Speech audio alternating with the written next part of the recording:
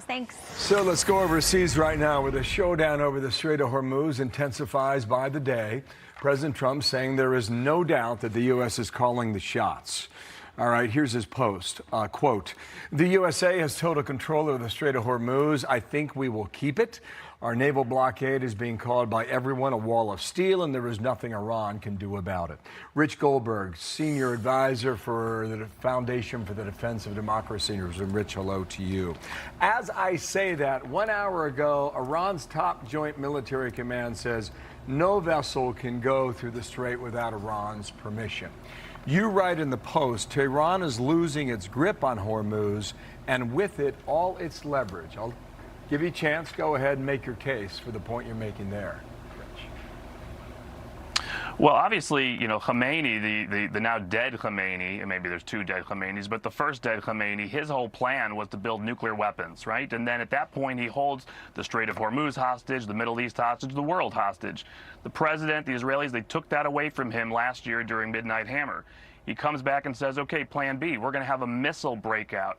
We're going to build so many missiles that we'll have a force shield around Iran that will give us cover for the nuclear weapons reconstitution, and we'll again use the missiles to hold the Middle East hostage. The president took that away from him during Epic Fury, along with his life. Now you have the Iranians saying, oh, we have control of the Strait of Hormuz. This is our new hostage. But what's really happening here? They've played a card. It's their last card. They don't have extortion power over the world. No nuclear weapons, no missile breakout. We see the Emiratis, the Saudis building new pipeline infrastructure, U.S. exports at an all-time high. Pretty soon, the world will say, we don't need Hormuz anymore. Right now, we need the military to keep escorting oil out while this build is going on in parallel. But pretty soon, it's not just a victory over Iran. It's going to be a victory for the United States for the century, as America becomes more and more energy dominant. So I read your piece. I summarized it with your line, a weakened Iran played its Hormuz card too soon because it wasn't prepared on the back end of all that you just explained. Chris Wright, Energy Secretary, put out this on X. It's long. I want viewers, though, to take it in, an appointed question at the end.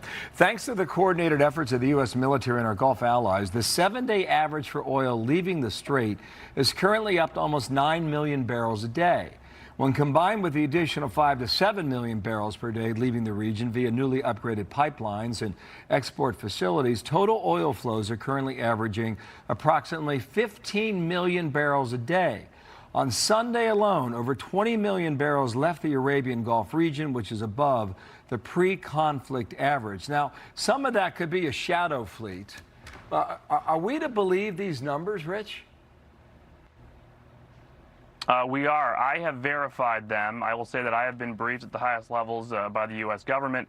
I understand where these numbers are coming from and why, if you are an analyst in the open source, you're in the energy industry, you're not seeing it. These are coming from our military. This is from NAVCENT, from our Navy Central Command. It's the watch floor. They are running an escort mission. The ships are signing up. They're talking to them. They're saying, here's my cargo. Here's what I'm bringing out. And the U.S. military is helping them move out of the strait. Why don't you see it? Well, you don't want the Iranians to see it. So they're putting their signals off. Their AIS is being secured. So we are getting oil out of the strait, plus the pipelines, plus U.S. exports. This is going our way right now. It's not over. The Iranians could respond. They could escalate. But right now, this is looking pretty good for the president. You make the case, and many others have done it, that the strait will be irrelevant. That's quite an argument. If you're right, how long before that happens? Is it a year? Is it 2 years? Or is it more? My guess on average would be about 2 years, but I'll be surprised if we can't maybe do it even sooner because, look, the Emiratis have a brand new pipeline. They say it's already 50% complete. The Saudis are about to add another 1-2 million barrels per day coming out of their existing pipeline. They want to build more. The Iraqis want to build more. They don't have environmentalists. They don't have a trial bar. There's no EPA. They can move pretty fast in the Gulf. Okay.